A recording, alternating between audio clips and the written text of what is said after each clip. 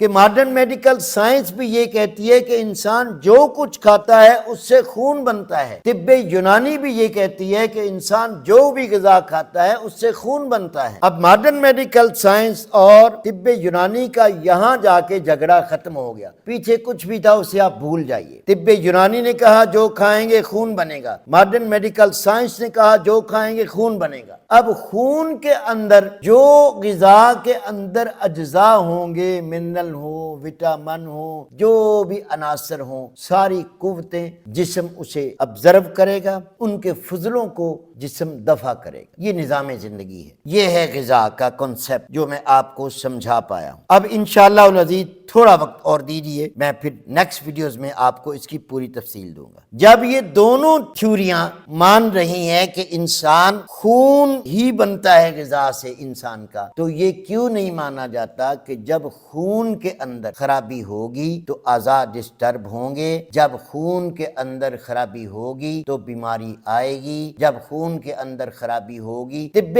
یونانی کہہ رہی ہے کہ انسان کی اخلاط متاثر ہوں گی، اخلاط سے اعضاء متاثر ہوں گے، اعضاؤں سے افعال متاثر ہوں گے، افعال متاثر ہونے سے انسان کی طبیعت اپ یا ڈاؤن ہو جائے گی، یہ بیماری۔ مختصر سمجھایا میں نے۔ ماڈرن میڈیکل سائنس یہ کہہ رہی ہے کہ اس کے اندر بہت سارے عناصر کی کمی بیشی ہو جائے گی، بہت سارے بیکٹیریاز پیدا ہو جائیں گے، وائرس آ جائیں گے، وائرل آ جائیں گے، بیماریاں آ جائیں گی۔ طب یونانی یہ کہتی ہے کہ جب تک خون اپنے قوام پر، فطری مزاج پر گرم اور تر رہے گا، اس کے اندر کوئی بیماری نہیں آ سکتی۔ آکسیجن کا مزاج بھی گرم تر طب یونانی نے تسلیم کیا، خون کا مزاج بھی گرم تر تسلیم کیا، اور خون کی روانی بھی اس وقت تک صحیح رہتی ہے جب تک خون گرم اور تر رہے گا۔ اب ماڈرن میڈیکل سائنس کو نہ گرمی کا پتہ ہے، نہ سردی کا پتہ ہے، نہ خشکی کا پتہ ہے، نہ تری کا پتہ ہے۔ ان جاہلوں نے جہاں آ کر طب کو چھوڑا تھا، یہ 150 سال پہلے یا 200 سال پہلے، جہاں انہوں نے طب یونانی کو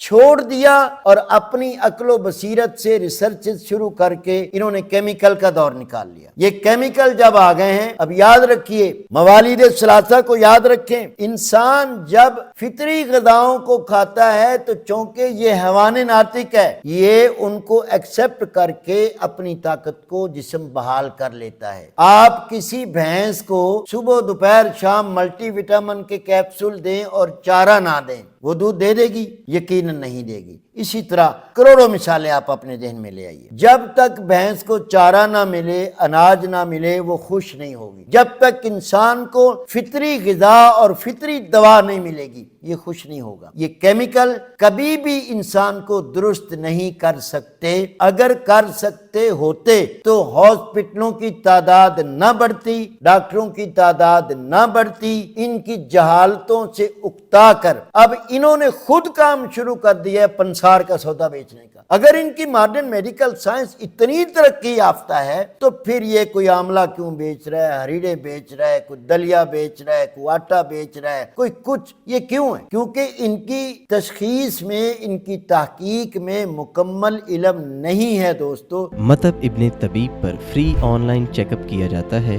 ابھی ہمارے واٹس ایپ نمبر پر رابطہ کریں اور گھر بیٹھے اپنا مزاج معلوم کریں۔ اپنے مزاج کے مطابق غذائی چارٹ یا دوا کا کورس منگوائیں۔ آئیں فطری اور قدرتی طریقہ علاج کی طرف مطب ابن طبیب کے ساتھ۔